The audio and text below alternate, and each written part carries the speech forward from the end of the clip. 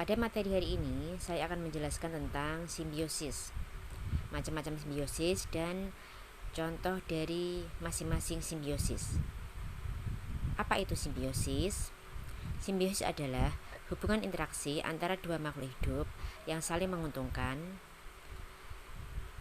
atau bisa dikatakan hubungan interaksi antara dua makhluk hidup yang satu diuntungkan dan yang satu tidak dirugikan ataupun tidak diuntungkan.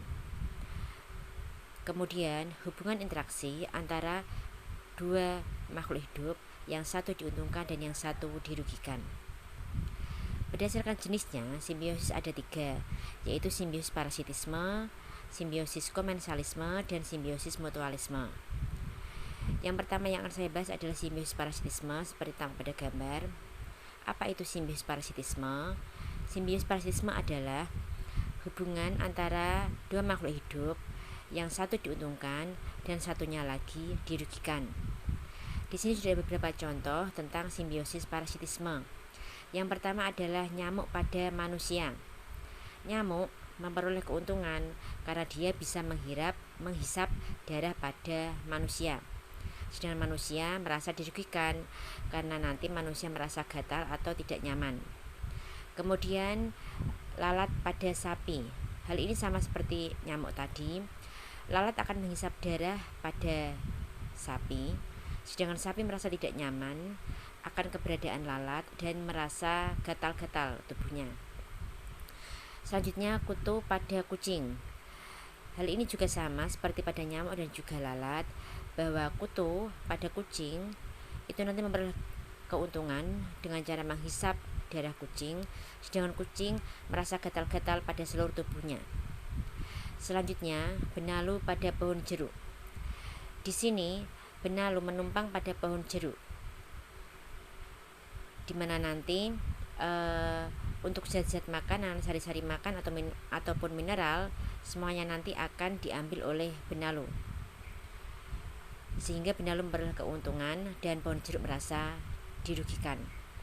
Selanjutnya adalah tali putri pada pohon tetean. Hal ini sama seperti pada benalu. Tali putri nanti yang hidupnya parasit pada pohon tetean juga akan menghisap beberapa mineral dan juga zat-zat yang lain yang ada pada pohon yang ditumpanginya. Di mana tali putri ini itu umumnya melekat atau menempel, melilit pada tumbuhan inang yang ditumpanginya. Ini merupakan beberapa contoh dari simbiosis parasitisme. Selanjutnya adalah simbiosis komensalisme, yaitu hubungan interaksi antara dua makhluk hidup yang satu diuntungkan dan yang satunya lagi tidak merasa diuntungkan dan juga tidak dirugikan. Contohnya bermacam-macam. Yang pertama adalah tumbuhan paku dan pohon mangga, kemudian anggrek dan pohon jaranan, kemudian daun sirih dan pohon jeruk, di mana masing-masing ketika contoh ini menempel pada pohon atau tumbuhan inang dengan tujuan supaya mereka mudah dalam mendapatkan sinar matahari dan mudah dalam melakukan fotosintesis. Tetapi untuk tumbuhan paku, kemudian anggrek dan juga daun sirih, mereka tidak merebut atau tidak mengambil zat makanan atau sari-sari makanan yang ada pada pohon mangga, pohon jaranan atau pohon jeruk. Jadi mereka hanya menempel atau menumpang saja. Kemudian yang terakhir adalah simbiosis mutualisme, yaitu hubungan interaksi antara dua makhluk hidup yang saling menguntungkan. Di sini ada beberapa contoh.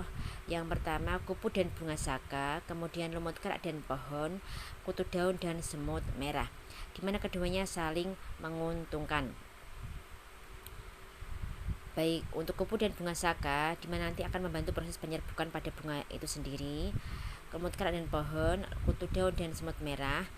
Untuk kutu daun dan semut merah, di sini nanti di mana kutu daun dia akan terlindung karena semut merah melindungi kutu daun dari serangan hama, sedangkan semut merah mendapatkan embun madu yang dihasilkan oleh kutu daun. Begitu juga dengan lumut kerak pada pohon. Jadi ini adalah beberapa contoh dari simbiosis mutualisme, komensalisme, dan parasitisme. Terima kasih.